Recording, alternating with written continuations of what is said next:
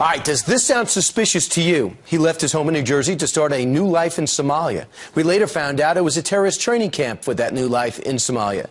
But the feds didn't seem too worried about it when Amir Mashal moved back. He wasn't arrested when a mosque in Minnesota called to say he'd been thrown out, and somehow he was allowed to take a job near an airport driving a snowplow. Can you see how that would go awry? Tom Lydon from Fox 9 Minneapolis broke the story. He joins us right now. Tom, they reached out to you. This is his co-workers were desperate to get somebody's attention.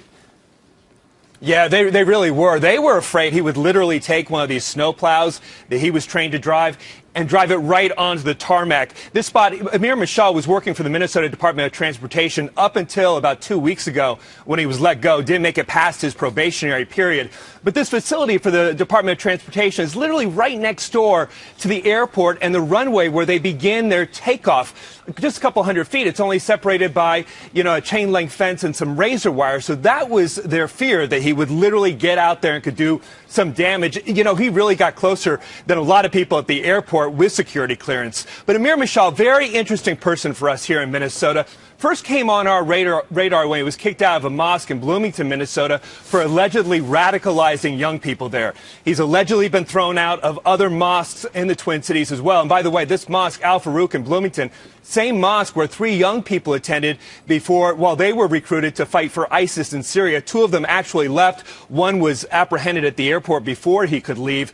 But the FBI has a very long history with Amir Mashal, as you mentioned. Going back 7 years, he was apprehended leaving a terror training camp in Somalia. We called it Al-Qaeda back then, not Al-Shabaab.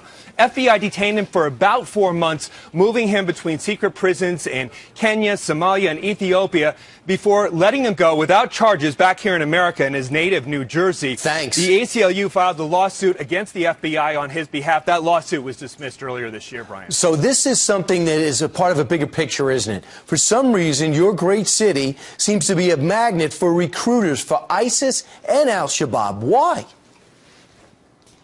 We don't know. We obviously have a very large Somali community, and I think the recruiters have gotten into that community. Had 24 people who have left for Al-Shabaab, about a dozen who have left for ISIS. So far, we have only indicted 3 people, and they're very low level. They were just travelers to Syria. 2 attempted. One, as I said, interceded at the airport. But it appears that prosecutors are kind of building this case from the bottom up, right, indicting the lower level people before they get to the top recruiters. Tom, thank your program director, your news director, for allowing you to do these stories. You're the only guys doing them, and America needs to know about it. Tom Lydon, thanks so much.